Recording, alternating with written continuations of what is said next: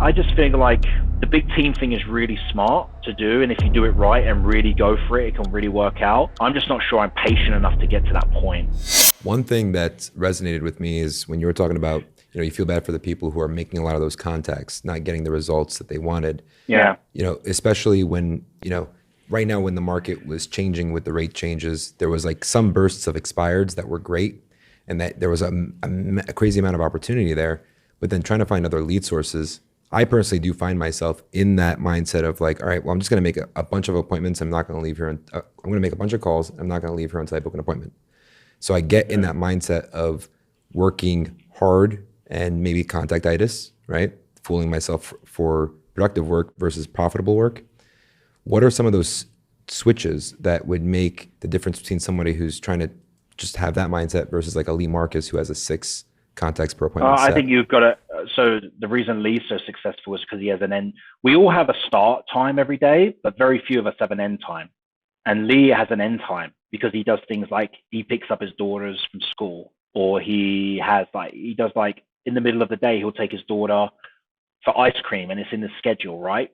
So I think if we start compressing our day, like we always start on time, but if we end it, if we have an end time, so like my end time is generally 6 o'clock, Today, though, I've got an appointment at 6 o'clock, so I'm even extending my thing. And the reason I'm doing that today is because I don't want it to creep into the weekend because it's Friday. But I think if we start having that end time, I think we'll be way more efficient. And I know for me, like after I prospect and before appointments, that's to me is just complete dead time. I generally do very little in that, and it's hard to keep because what we do is really hard every day. So keeping our energy and enthusiasm up and that is really tough. So yeah, I would say that we've got to have that end time. Like I get home at this time, and then I think we would be more. I think then would be because you prospect all day, you get home at 8 o'clock, you have dinner, you go to sleep, you wake up the next day at 4. That's when you're going to get like burnt out, And it's all about consistency over a long time. I was just having my coaching call was about that today actually with Mitch. It's just the long-term consistency, which is realistic, Yeah, definitely the compound of the consistency is more valuable than the sudden intense bursts, because then you start resenting that burst. And listen, if you've got nothing going and you really need the money and you're like desperate or you're starting in the business, like I used to prospect like 10 hours a day.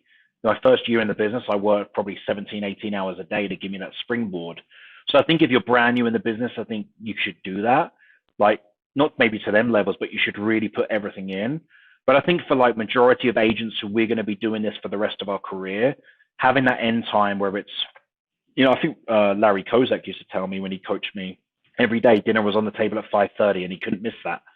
So he made sure every day he was home by 5:30. And if he had to take a listing appointment, he'd go home, have dinner with his kids, and then he'd leave at like 6 to go on a listing appointment, but he was home every day by that 5. And I think if you have that, oh my God, I've got to be home every day.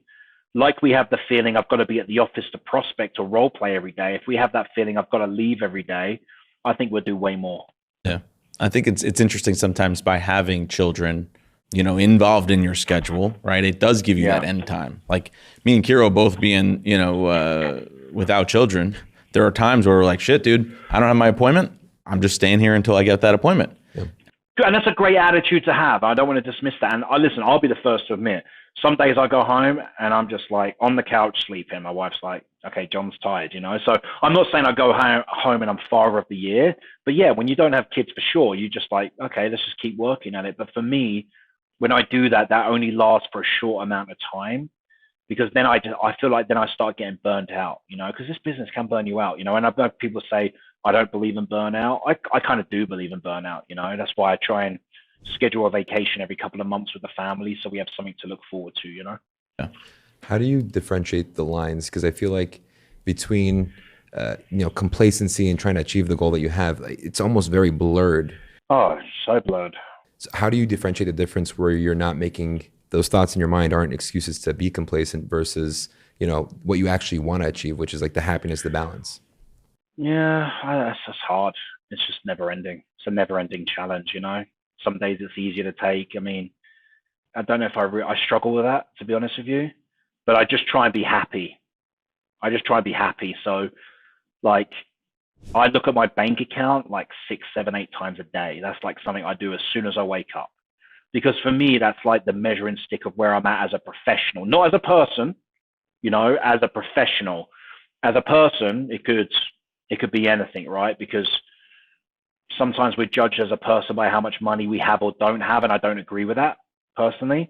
But as a profession, we're paid to serve, you know, the money we receive is based on the service we give, as Mike says. So I think that just keeps me accountable. And if I'm really struggling at that point, or I've spent all my money on stuff, then that just gets me realigned and focused on work, you know?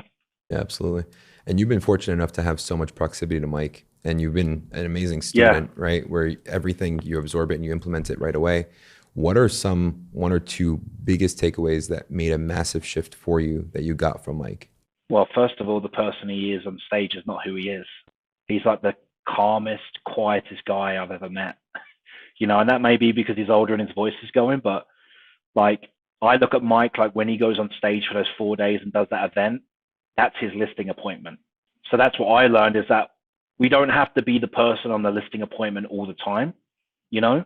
But when we're on their listing appointment, we've got to give it everything. And I think everyone knows Mike. Every time he goes on stage, whether it's a small crowd or he gives it everything.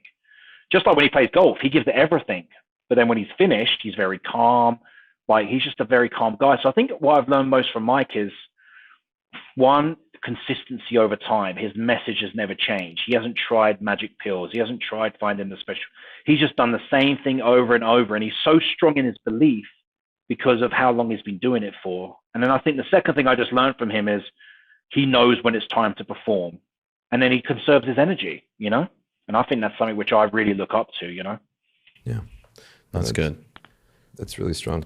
In terms of when you go on those listening presentations, taking that mindset that you learned from Mike, what are some shifts that you've made to make it even more impactful and more effective to emulate him? I just think the time, like if I'm going to spend an hour preparing for an appointment, going on the appointment, driving there, like I feel like I really am the best agent for that client. Now, if someone has a horse property in the middle of nowhere on 200 acres, then I'm going to tell the client, I'm definitely not the best agent for you. I can list your house, but I'm not the best agent for you at this time, you know? But I really have the belief that when I go on appointments, I'm the right agent to help the client. I feel like we give the best service. Now, there's probably someone who gives better, but I feel we give the best service. We do a great job for our clients. We go above and beyond for our client. So I think that's helped my mindset, knowing that I'm going there to help the person. Like if someone wants to sell their house, I feel like I'm the right agent to help them, you know? That's kind of the mindset. Yeah, Mike does a really good job of, he always mentions the book Psycho-Cybernetics. I think it was Maxwell Maltz. I might be butchering the author's name. Okay. But he does a really good job with how you identify as a person, and you're going to be in that character when you're doing it. So if you think of yourself as a top producing agent, your activities will be associated with that. And if you think you are the best option for that person, you truly believe that, your identity will come out through that performance that you're having or that presentation, and the conviction will relate to that. Yeah, and that's why you just got to ask questions, because there is a real fine line between being overconfident and like not cocky, but like, so that's why Mike teaches us all the time to ask so many questions. So it's about them, because, you know, sometimes when you are nervous under pressure, you do like talk about your company or your stats or you sold the neighbor's home. I mean, you don't mean to do it. You're just under pressure, you know, like sometimes listing appointments are high pressure experiences. A lot of the time you're meeting the clients for the first time. You're in their home. So it's their comfort zone. You're telling them a price much lower than they think their home is worth, that they've been paying their mortgage on for 20 years. You know, sometimes our commission checks are bigger than what they're going to net, you know? So they're high pressure situations. And that's why I think the questions really that Mike teaches us really helps us learn like exactly what they want, you know, because even if you pre-call, you don't always know exactly what they want. Like situations do change, you know? Yeah, no, absolutely. With someone who's struggling, and just in closing, with someone who's struggling with focus and learning what you've learned so far, being where you are in your career right now, what's one piece of advice you would share with someone to get them back on track? Delete social media for 30 days. That's what I would do.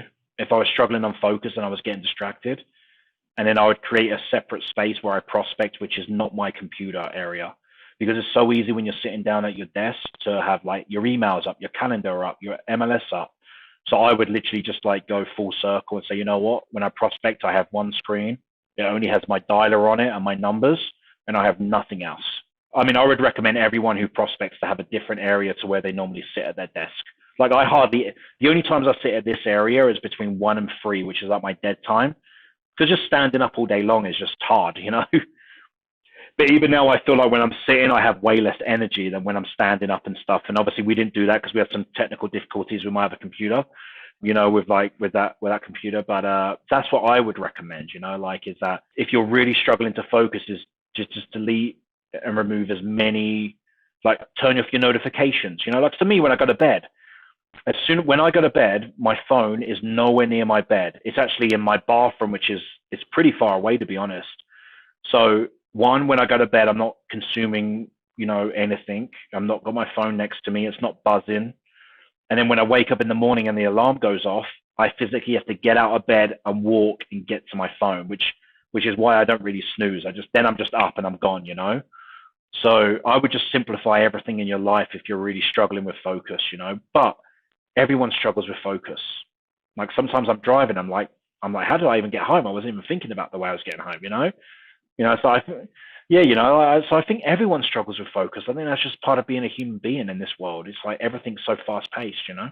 Yeah. Well, or you're just focusing on new things or trying to improve what you're working on. I think that's all part of it. You know, one of the things that I think a lot of people that are producing at your level may struggle with is how do you, especially someone like you who doesn't really want to build a big team, how do you eventually keep that level of income but remove yourself slowly so that you're running a business and not just, you know, a highly paid technician? Are you buying rental properties? Are you trying to replace some of your income with other assets? No, I have 12. I've bought 12 properties here in the last 3 years, I think. We just moved again. So I have 11 rentals and I live in a house. So I think for me, like that's my goal, you know, is to try and replace my current income with real estate. I mean, at the end of the day, we have the best opportunity because we see the deals first. So, you know, I'm very wary of people who retire really young and how much they struggle with that. So I'm not like I'm looking to retire, but if I could replace my current income with like rental homes and then not pick and choose, but like by that time, hopefully have a large database, which is bringing me 100 personal deals a year just by coming to me, you know, or making them database calls, because you could just make them 3 days a week, you know, for a couple of hours. I think that's kind of where I'm at, is I really want that rental income to kind of, and then maybe diversify with some other stuff. But yeah, that's my kind of plan. I just think like the big team thing is really smart to do. And if you do it right and really go for it, it can really work out. I'm just not sure I'm patient enough to get to that point. You know, I think it takes a lot of patience, you know, and a lot of turnover, unfortunately, you know. I think you also know what you're good at. I mean, right from the beginning, you were like, I'm not the best leader. I'm not the best trainer. Leader, I'm not the best. I'm not the most patient. Yeah. No, I'm not. I think that's why Mike got rid of me as a client, because I don't really listen much. But yeah, no, I'm just not a great leader. And what I mean by that, like my broker, Craig, who Mike trains to, he has a large team. They're number 2 in the whole of Vegas. I think they did like 700 deals last year. His team of like, it was phenomenal. His name's Craig Tan. But he's an amazing leader. He leads by example in his actions and his words, and he's always there. And I'm just not like that. Like I may lead by example in my actions, but yeah, I don't think that that's something I just can go after, because I think if I had say 15 agents on a team, I would feel like really nervous, like that I'm in charge of their financial situation. You know, that would be something which I would really struggle with, and that would eat into me, which would then affect my performance, and then my income would start going down, you know? Yeah. That's a good point.